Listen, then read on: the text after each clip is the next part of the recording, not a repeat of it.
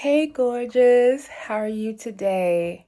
I know you're doing wonderful. Why? Because we're here today and we're enjoying time together. So today is it day 18? I always get lost. Y'all know me. Sometimes I don't even remember the day. So yeah, today is day 18 in our mindfulness challenge, right? And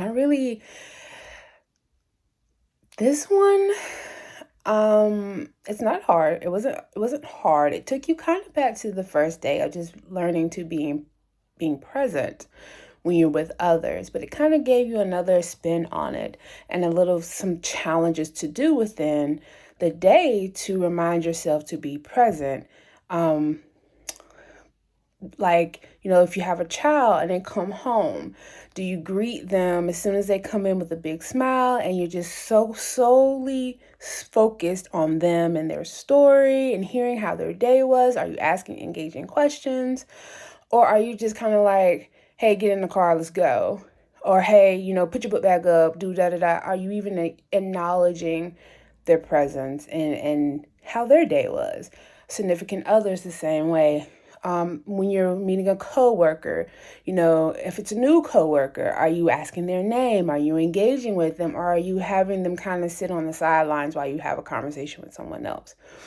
So it's about really tapping into understanding when you're in the presence of other people, are you truly present with the other people? And so for me, the biggest takeaway I had was intimacy. And I know for a lot of people, the word intimacy, they equate it to sexual or physical aspect. And what I am thinking of and what I'm going to with this is the intimacy that I enjoy when you have a conversation and you are present with someone. There's a different type of connection that you have when you are having intimate conversation, and it's not sexual at all.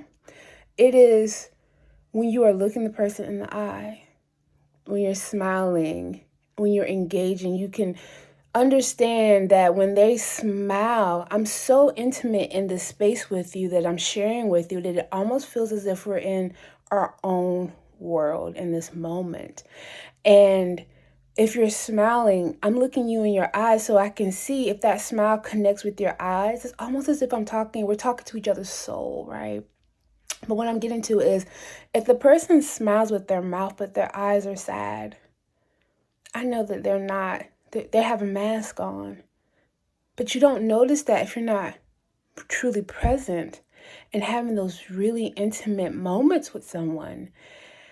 And as hard as it is in this world to be present, that's what makes it even more cherishable when you are present.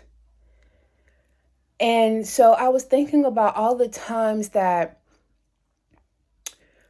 I purposely will walk in a room, and when I say hello to someone, I greet them with a smile. Hey, how are you? And I may not even know their name, but I say, hey, how are you? As if we've been friends forever. And I truly ask, how are you? And if they say, oh, I'm fine, I'll stop and say, but are you really? And I've had so many people go, because we're so used to saying it as just a catchphrase.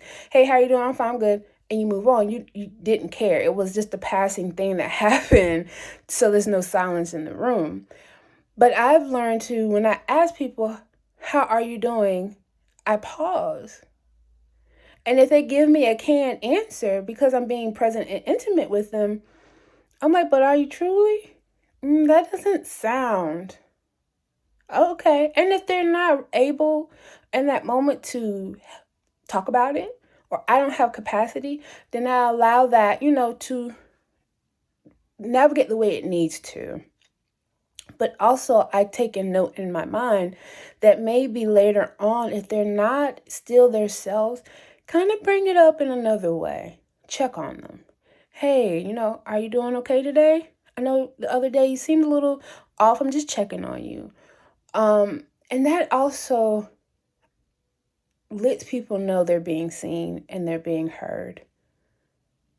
It's a very important thing. We all want to be seen. We all want to be heard and know that we're important.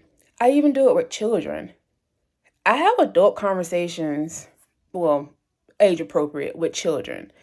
If a baby is crying, I don't do the gaga goo goo thing that sometimes we were taught to do.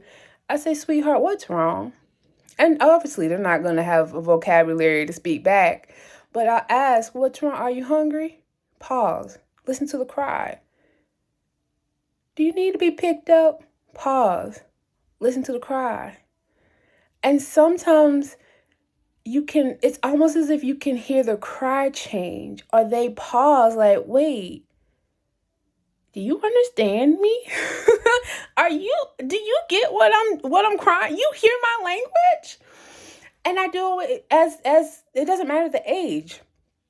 Children love to be seen. We are children just in an adult body. So it's the same thing. When a child comes in a room, I look them in their eye and I acknowledge them. Hey, how are you? Hey, sweetheart. Hey, whatever their name is. How are you doing? And they may be talking about the moon on with some cheese and crackers. It's the most engaging conversation they're going to have with me because I'm going to make sure that they know they're seen and they're heard. And if they don't feel good, well, honey, you want to talk about it? And let them talk. And it may be complete babble to you. But then you'll realize that the child has another, it's almost they build a trust with you because they feel like I'm being seen. It's not they feel they know. I'm being seen and I'm being heard.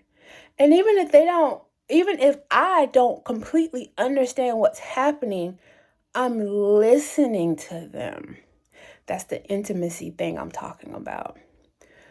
We miss that a lot of times because we are so forward thinking or thinking about the shoulda, coulda, wouldas, or we're in our phone, or we're trying to compartmentalize so many things when it's just like, to be honest, let the shit fall. If stuff needs to fall, let it fall. But enjoy life and be present. A lot of us are hurting. Let's be honest. A lot of us are in a space where we're just trying to figure out what the next is going to be for the next second. And if you walk in a room and you give someone a smile and that's the best thing they've had that day, that could change the course of the rest of their life. Honestly. That was one thing that my dad would always tell me. When you walk in a room and you greet people, you smile. Because you may be the only bright light they had that day. Now imagine that. Someone's day has been so bad and you come in and you're, I can't even get my words out, berating them instead of simply smiling and saying, how was your day? And giving them space to tell you without trying to fix it, without trying to make it better. I learned over my marriage and my relationship with my wife to ask, in what capacity do you need me to be in this moment for you? Do you need me to be your road dog? Do you need me to be your friend? Do you need me to be your wife? Those are different hats to put on. I listen differently, I respond differently, and I feed her what she needs in that moment. Because the wife may act completely different than the friend when she's presented with a particular situation. But giving her options allows her to be again seen in her the way she needs to navigate through what it is that she needs to navigate through. It's a balancing act and it's not easy. But like I said, the most important thing is when we're present, the intimacy we create in that moment. That's the important part. Because you don't miss out on some of the most key details that let you know that someone's truly wearing a mask right now. And they really need something else other than what they're saying. And they're not saying stuff because they feel like you don't see them anyway. So why should I say anything? Imagine how many times someone may have walked away from even you because they felt like you just didn't see them. So what was the point? And it wasn't that you didn't see them, you just didn't acknowledge them because you were so caught up. And we all do it. We get so caught up in something, but we'll invite somebody over. And it's like, if you don't have capacity, then why did you invite this person over? Right? Or you're going to go hang out with your friends, but the whole time you're scrolling on your phone, they're scrolling on their phone, and no one's truly present. Well, then what was the point of us being here? If we're all escaping into something else, or we're talking about somebody else, you do realize when you're gossiping, you're not present. You're vicariously in someone else's life, playing it out, versus having a conversation that is about what's happening with the 2 people, 3 people individually that's going on as a collective, and either holding space for each other or helping each other to elevate and navigate through the situation. And holding space is about trust, right? Intimacy is about trust. So when you're having those conversations, it doesn't go anywhere but right there, right? So today's module, or today's part of the challenge, really sparked me wanting to ask you, how present are you? How intimate are you in your relationships? With a coworker, with your significant other, with your friends, with your parents, your siblings, whoever. Do you truly hold space when you're with them? When you ask them how are they doing, do you really ask, or are you just passing time? With a child, if you have children or you're around, are you truly allowing them to be a child and express to you how they feel and engaging in that? And if you aren't, take today to commit to one thing that you'll do for the next 24 hours to be present. And I can give you one. If you go out today, and let's say you go to the grocery store and you're checking out, ask the cashier, so how's your day been today? And look them in the eye and listen. And then they say, it's been a good day. Has it, what was your highlight of your today? Even if it's a 5-second transaction, what's the highlight for your today? You'll be amazed at what one little thing can do for somebody and how it can change someone's life. I absolutely love you. And if you need any more information about today's challenge, I don't know why I'm like having a moment.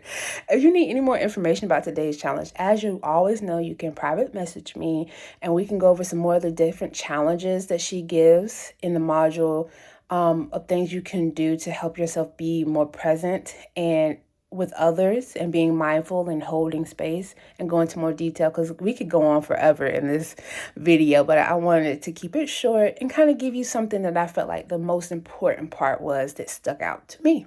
All right. I absolutely love you. I adore you.